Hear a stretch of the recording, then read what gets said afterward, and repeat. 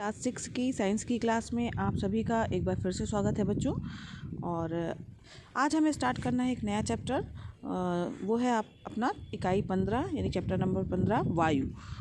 Chapter number 14 तक बच्चों हम लोग चैप्टर अच्छे से पढ़ चुके हैं, समझ चुके हैं, साथ ही अभ्यास प्रश्नों को हमने कंप्लीट कर लिया है। अगर आपने अभी तक नहीं किया है तो आप चैनल की प्लेलिस्ट में जाइएगा। क्लास 6 साइंस की प्लेलिस्ट बनी हुई है, उसमें सारे वीडियो क्रम से डले हुए हैं। उसको देख करके आप चैप्टर समझ सकते हैं, साथ ही अभ्यास प्रश्नों को अपने कंप्लीट कर सकते हैं। तो चलिए बिना किसी देरी के बढ़ते हैं अपने इस नए चैप्टर की ओर, जो है चैप्टर नंबर 15 वायु। इस चैप्टर में हम क्या क्या चीज़ें पढ़ेंगे उसकी एक बार हम लोग चर्चा कर लेते हैं बच्चों। इसमें हम जानेंगे वायु क्या है और वायु के कौन कौन से गुण होते हैं। साथ ही हम जानेंगे बच्चों कि वायु का संगठन क्या है, उसमें कौन कौन सी चीज़ें होती हैं वायु में। इसके अलावा बच्चों हम जानेंगे कि वायु की आवश्यकता क्या है या क्यों है, और साथ ही उसकी क्या उपयोगिता है हमारे जीवन में। और साथ ही हम जानेंगे ओजोन परत के बारे में इस चैप्टर में। तो चलिए बढ़ते हैं आगे। तो इसमें हम सबसे पहले चर्चा करेंगे वायु के बारे में कि वायु है क्या। अब बच्चों वायु की बात आ रही है तो आपको कैसे पता चलेगा कि आपके चारों ओर वायु है। तो आपने बच्चों कई बार देखा होगा कि अगर मान लीजिए आपके कमरे में पंखा चल रहा है, तो अगर कोई पुस्तक रखी हुई है तो उसके पन्ने क्या होते हैं, हिलने डुलने लगते हैं, फड़फड़ाने लगते हैं, है ना, देखा होगा। इसके अलावा अगर मान लीजिए आपने अक्सर कागज़ से बनी हुई फिरकी ली होगी और वो उसको लेके आप थोड़ी दौड़ते हैं। जब खड़े रहते हैं तो शायद उतनी ना वो हिले, लेकिन जैसे ही आप दौड़ते हैं तो वह जो है तेज़ी से घूमने लगती है। इसके अलावा भी बच्चों आप लोगों ने देखा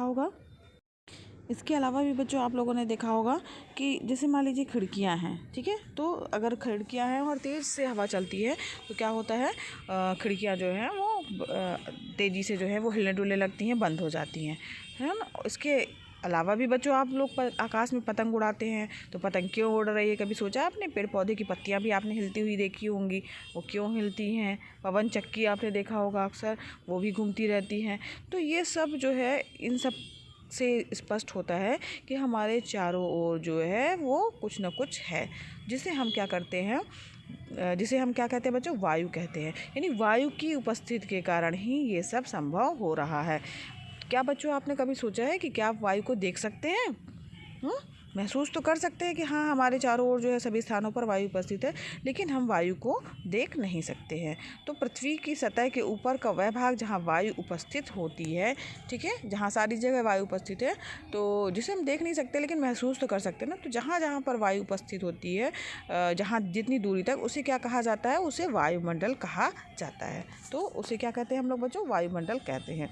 अब हम बात करते हैं एक क्रियाकलाप के द्वारा, समझेंगे किस तरीके से हम जो है हमें एहसास होगा कि जो है वायु है। तो इसके लिए बच्चों हम क्या करते हैं, प्लास्टिक की खाली बॉटल लेते हैं, उल्टा कर देते हैं, अब इसके अंदर क्या है, कुछ है तो नहीं समझ में आएगा कि उसको खाली बॉटल है तो लगेगा हाँ इसमें तो कुछ नहीं है। लेकिन जब क्या कहते हैं बॉटल को जो है वो का मुख जो है वो पानी से भरी हुई बाल्टी में जो है डुबोते हैं, तो आप देखेंगे बच्चों कि पानी जो है वो धीरे धीरे करके जो है वो प्रवेश करता है। तिरछा करने पर जो है वो क्या होगा, पानी धीरे धीरे करके उसके अंदर प्रवेश करता जाएगा और बुदबुदाहट की आवाज़ के साथ में बुलबुले जो हैं वो दिखाई देते हैं। तो इस बार कुछ पानी जो है बोतल के अंदर जो है जाता जाएगा, और पहली स्थिति में अगर हम सीधे रखते हैं तो बोतल में पानी नहीं भरता, लेकिन जैसे ही थोड़ा सा टेढ़ा करते हैं तो जो बोतल की वायु थी अंदर वो जो है बाहर निकलती है और पानी जो है वो उसके अंदर चला जाता है। ये चित्र देख रहे होंगे, चित्र से आपको समझ में आ रहा होगा। यहाँ देखिए पहली स्थिति में जब सीधा हमने डुबाया था तो पानी नहीं जा रहा था, और जैसे ही हमने थोड़ा सा तिरछा किया तो बुलबुले के रूप में वायु निकल रही है और पानी जो है वो बॉटल के अंदर जाने लग रहा है। तो इसमें बच्चों आप देख रहे हैं कि जब बुलबुलों के रूप में अंदर की वायु जो है वो बाहर निकलती है, तभी जो है रिक्त स्थान की पूर्ति के लिए पानी जो है वो बोतल में चला जा रहा है ना।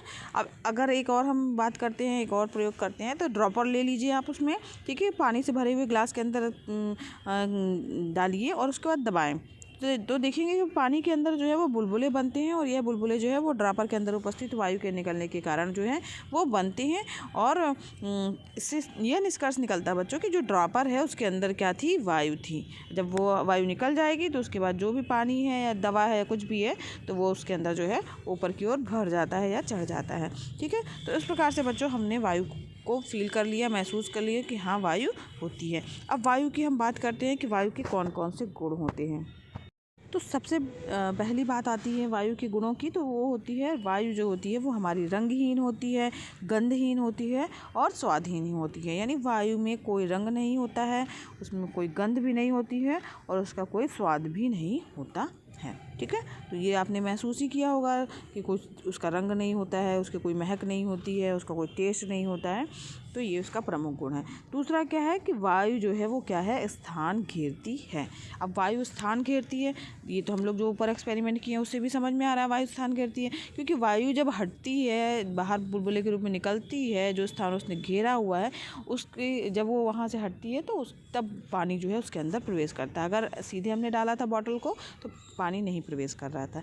इसी तरीके से अगर मान लीजिए हम बात करते हैं, एक गुब्बारा मान लीजिए यहाँ चित्र आप देख रहे होंगे, तो चित्र में जो है जब कोई बच्चा जो है गुब्बारे को फुला रहा है, मुंह से हवा भर रहा है, तो गुब्बारा क्या हो रहा है, फूल जा रहा है ना। अब थोड़ा और फुलाता जाते हैं तो धीरे धीरे करके गुब्बारा क्या होता है, बड़ा होता जाता है।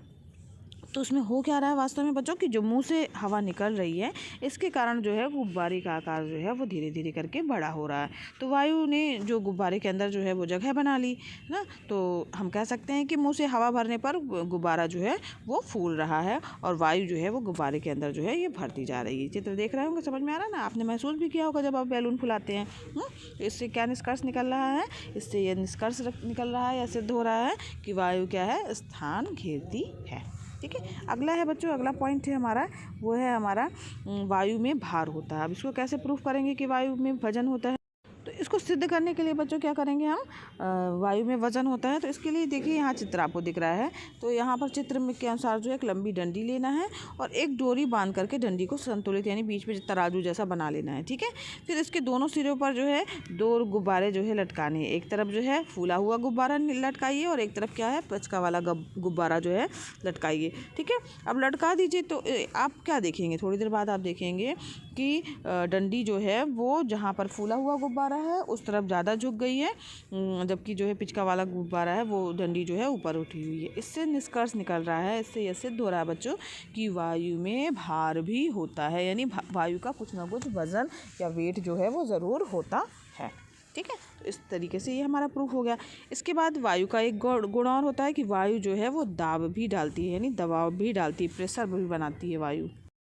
अब इसे कैसे सिद्ध करेंगे कि वायु दाब डालती है, तो इसके लिए क्या करना है, आपको जो है वो गिलास लेना है। ठीक है, उसमें पानी से आप पूरा भर लीजिए। ठीक है, पूरा या जितना भी आपको मन है, पूरा या आंशिक जो है जितना भरने का मन है, और फिर इसके बाद गिलास को दप्ती के टुकड़े से ढक दीजिए, है ना। और गत्ते जो है वो दप्ती के टुकड़े से ढक दिया, गत्ते को हथेली से भी ढक दीजिए। अब गत्ते को हथेली से दबाते हुए गिलास को उल्टा कीजिए, धीरे धीरे जो है हथेली को गत्ते से हटा लीजिए। तो देखिए, आप देखेंगे कि जो है गत्ता नीचे नहीं गिर रहा है। तो पानी जो है गत्ते पर नीचे की दिशा में दबाव डाल रही है और बाहर की वायु भी जो है क्यों नहीं गिर रहा है, तो उसका कारण ये है बच्चों कि पानी जो है वो गत्ते पर नीचे की दिशा में दबाव डाल रहा है। भाई पानी का तो टेंडेंसी वो नीचे की ओर गिरेगा, लेकिन जो है बाहर जो है क्या है, चारों ओर वायु है, तो वायु भी जो है बाहर की वायु गत्ते पर ऊपर की दिशा में दाब लगा रही है, जिसके कारण बाहर का वायुमंडलीय दाब अगर अधिक है तो गत्ता जो है वो नहीं गिर रहा है। स्पष्ट है, इससे क्या निष्कर्ष निकल रहा है कि वायु भी जो है वो क्या करती है, दाब डालती है। कुछ और बातों को भी हम जान लेते हैं। तो यहाँ पर देखिए कुछ बातें हैं जो जिनको भी इसी से संबंधित है, उनको भी जानते हैं। तो जो हमारा शरीर है उस पर वायु के द्वारा आरोपित कुल दाब का मान जो होता है वो लगभग 20 मीट्रिक टन यानी 10 हाथियों के भार के बराबर होता है। इस भार का अनुभव जो है हमें नहीं होता है, क्योंकि हमारे शरीर के भी अंदर वायु भरी हुई है। इस वायु का दाब जो है वो बाहर से लगने वाले वायु दाब को क्या कर देता है, संतुलित कर देता है। तो इस प्रकार से जो है वो बाहर का दाब जो है, बाहर की हवा जो है वो हमारे शरीर के अंदर की जो हवा है उसको संतुलित कर देती है, इसलिए हमें जो है उसका जो है दाब जो है वो पता नहीं चलता है। तो बच्चों आज के वीडियो क्लास में बस इतना ही।